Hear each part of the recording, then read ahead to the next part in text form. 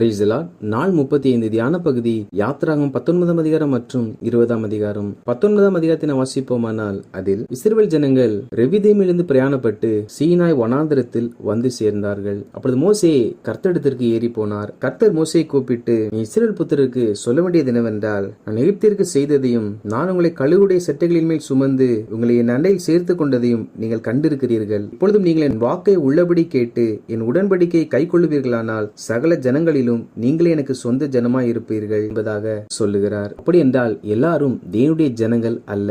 யார் தேவனுடைய வார்த்தைகளுக்கு கீழ்ப்பட்டு தேவனுடைய வார்த்தையின்படி நடக்கிறார்களோ அவர்கள்தான் தேவனுடைய ஜனங்களாய் இருக்கிறார்கள். எல்லாரும் தங்களை தேவ பிள்ளைகள் என்று சொல்லிக் கொண்டாலும் தேவனுடைய வார்த்தையின்படி நடக்கிறவர்கள் தான் தேவனுடைய பிள்ளைகளாக தேவன் பார்க்கிறார். மோசே இந்த வார்த்தைகள் எல்லாம் ஜனங்களுக்கு அறிவித்தான். அப்பொழுது ஜனங்கள் எல்லாரும் நாங்கள் கர்த்தர் சொன்னவைகள் எல்லாம் செய்வோம் என்பதாக சொன்னார்கள். ஜனங்கள் சொன்ன வார்த்தைகளை மோசே கர்த்தரிடத்தில் தெரிவித்தான் என்பதாக சொல்லப்பட்டிருக்கிறது.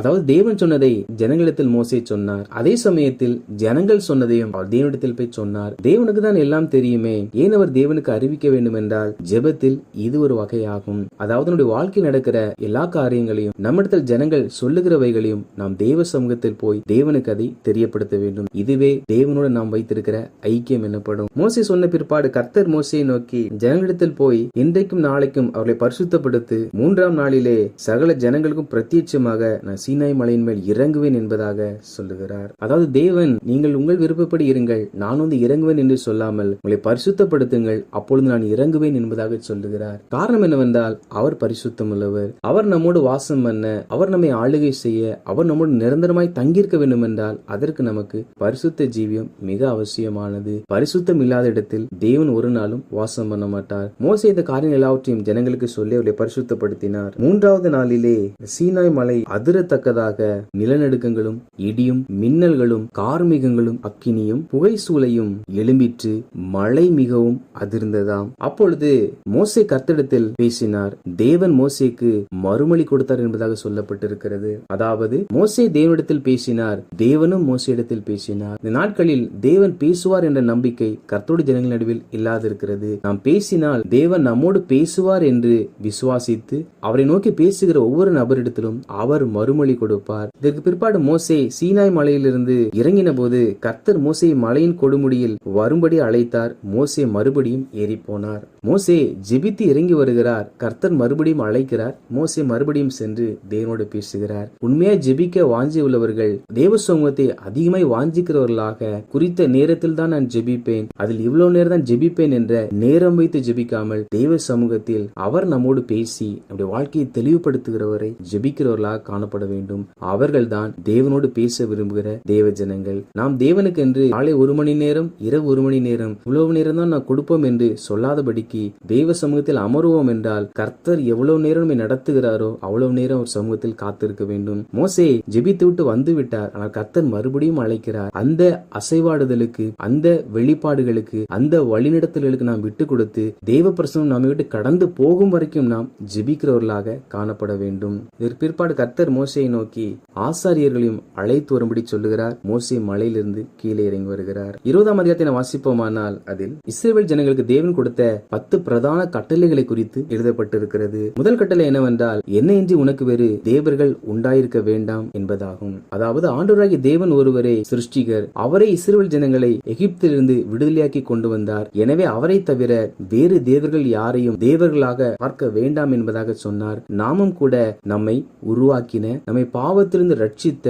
நமக்கு விடுதலை கொடுத்த, நம் சாபத்தை நீக்கின ஆண்டவராகிய இயேசுவை மாத்திரமே நம்முடைய தெய்வமாக நாம் பார்க்க வேண்டும். புறஜாதியாரை போல இயேசுவும் ஒரு தெய்வம் என்று நாம் பார்க்காமல் இயேசு ஒருவர் தான் தெய்வம் என்பதில் மிக தெளிவாய் காணப்பட வேண்டும். 2வது கற்பனை என்னவென்றால், யாதொரு விக்கிரகத்தை ஆகிலும் உண்டாக்க வேண்டாம் என்பதாகும். அதாவது ஆண்டவராகிய தேவன் வெறுக்கிற ஒரு காரியம் என்னவென்றால் விக்கிரகம். அதாவது தேவன் என்று சொல்லி விலங்குகள், பறவைகள் போன்ற சிலைகளை வழிபடுவதும் அவைகளை நமஸ்கரிப்பதும், இயேசுவை போன்ற ஓவியங்களை, புகைப்படங்களை, சிலைகளை வணங்குவதும் தேவனுக்கு பிரியமில்லாத ஒரு காரியமாகும். ஏனெனில் அவர் சொல்லுகிறார், நீ சிலைகளை நமஸ்கரிக்கவும் சேவிக்கவும் வேண்டாம், உன் தேவனாகிய கர்த்தராய் இருக்கிற நான் எரிச்சலுள்ள தேவனாய் இருந்து என்னை பகைக்கிறவர்களை அக்கிரமங்களை குறித்து பிதாக்களுடைய அக்கிரமத்தை பிள்ளைகளிடத்தில் 3ஆம் 4ஆம் தலைமுறை மட்டும் விசாரிக்கிறவராய் இருக்கிறேன் என்பதாக சொல்லுகிறார். அதாவது விக்கிரகங்களை, ஓவியங்களை நமஸ்கரிப்பதும், அதற்கு மாலை அணிவித்து மெழுகுவர்த்தி ஏற்றி அதற்கு சாம்பிராணி காட்டுவதும்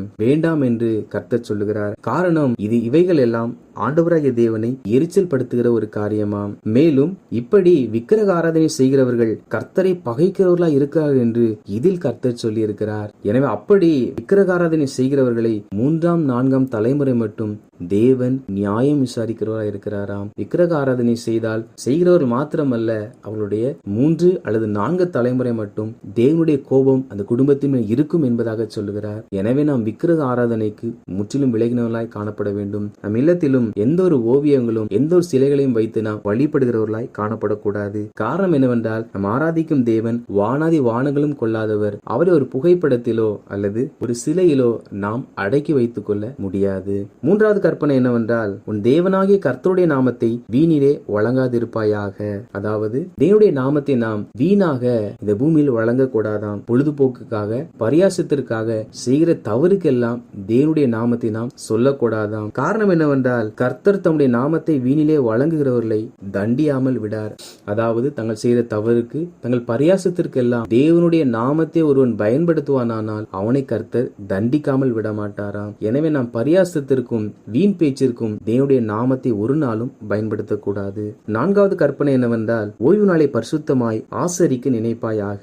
அதாவது ஓய்வு நாளை தேவனுக்கென்று ஒதுக்கி அந்த நாளில் நாம் தேவனை ஆராதித்து அவரை சேவிக்க வேண்டுமாம். ஏன் நாம் அவ்வாறு செய்ய வேண்டும் என்றால், 6 நாள் கர்த்தர் நமக்கு வேலை செய்யும்படி கொடுத்திருக்கிறார். அந்த 6 நாட்களும் நாம் வேலை செய்ய வேண்டுமாம். 7வது நாளோ கர்த்தருடைய ஓய்வு நாள். அதில் நாம் ஆனாலும், நம் பிள்ளைகள் ஆனாலும், நம் வீட்டு வேலைக்காரர்கள் ஆனாலும், நம் மிருக ஜீவன்கள் ஆனாலும் எந்த ஒரு வேலையும் செய்யாமல் 7வது நாளில் ஓய்ந்திருக்க வேண்டுமாம். எனவே கர்த்தருடைய பிள்ளைகளாகிய நாம் ஓய்வு நாளில் வேற எங்கும் செல்லாமல், வேற எந்த காரியத்தை நோக்கி பார்க்காமல் ஓய்வு நாளில் கர்த்தரை ஆராதிக்கிறவர்களாக காணப்பட வேண்டும். 5வது கற்பனை என்னவென்றால், தகப்பனையும் உன் தாயையும் கனம் பண்ணுவாயாக. அதாவது நாம் நம்முடைய தகப்பனையும் நம்முடைய தாயையும் கனம் பண்ண வேண்டுமாம். ஏனென்றால் உன் தேவனாகிய கர்த்தர் உனக்கு கொடுக்கிற தேசத்திலே உன் நாட்கள் நீடித்திருப்பதற்காக என்பதாக சொல்லுகிறார். அதாவது நம்முடைய ஆயுசின் நாட்கள் இந்த பூமியில் நிலைத்திருக்க வேண்டும் என்றால், பூமியில் மாத்திரமல்லாமல் நித்திய கால வாழ்க்கை நமக்கு வேண்டும் என்றால் நாம் தாய் தகப்பனை கனம் பண்ணுகிறவர்களாக காணப்பட வேண்டும். காரணம் என்னவென்றால், தாய் தகவன் மூலமாகவே நாம் இந்த பூமியில் பிறந்திருக்கிறோம். எனவே நாம் நன்றி இல்லாதவர்களாய் காணப்படுவோம் என்றால் பூமியில் நம்முடைய வாழ்நாள் குறைப்படுவது மாத்திரமல்லாமல் தாய் தகப்பனை கனம் பண்ணாத, தாய் தகப்பனை மதிக்காதவர்களுக்கு நித்திய ஜீவனும் கூட கொடுக்கப்பட மாட்டாது. 6வது கற்பனை என்னவென்றால், கொலை செய்யாதிருப்பாயாக என்பதாகும். 7வது கற்பனை என்னவென்றால், விபச்சாரம் செய்யக்கூடாது என்பதை கர்த்தர் சொல்லியிருக்கிறார். 8வது கற்பனை என்னவென்றால், களவு செய்யாதிருப்பாயாக. 9வது கற்பனை என்னவென்றால், பிறனுக்கு விரோதமாய் பொய் சாட்சி சொல்லாதிருப்பாயாக. 10வது கற்பனை என்னவென்றால், பிறனுக்குள்ள யாதொன்றையும் இச்சாதிருப்பாயாக. அதாவது பிற மனிதனுக்குரிய வீட்டையாவது, பிறனுடைய மனைவியோ கணவனையோ, பிறனுடைய வேலைக்காரர்களையோ, பிறருடைய உடைமைகளையும் கூட, பிற வீட்டில் வைத்திருக்கிற பொருட்களையும் கூட, இவருடைய வாகனத்தையும் கூட நாம் இச்சிக்கிறவர்களாய் இருக்கக்கூடாதாம். இந்த 10 கற்பனைகளையும் ஆண்டவராகிய தேவன் எழுதி கொடுத்து இதன்படி வாழ்ந்தால் அவர்களுக்கு வைத்திருக்கிற ஆசீர்வாதத்தை குறித்து சொல்லுகிறார். என்னிடத்தில் அன்பு கூர்ந்து என் கற்பனைகளை கை கொள்ளுகிறவர்களுக்கோ 1000 தலைமுறை மட்டும் இரக்கம் செய்கிறவராய் இருக்கிறேன் என்று. அதாவது தேவன் கொடுத்த கற்பனைகளை ஒரு மனிதன் உண்மையாய் கை கொண்டு அவைகளின்படி வாழ்வான் என்றால் அவன் மாத்திரமல்ல, அவனிலிருந்து 1000 தலைமுறைக்கு மட்டும் கர்த்தர் இரக்கத்தை செய்கிற தேவனாய் இருக்கிறார்.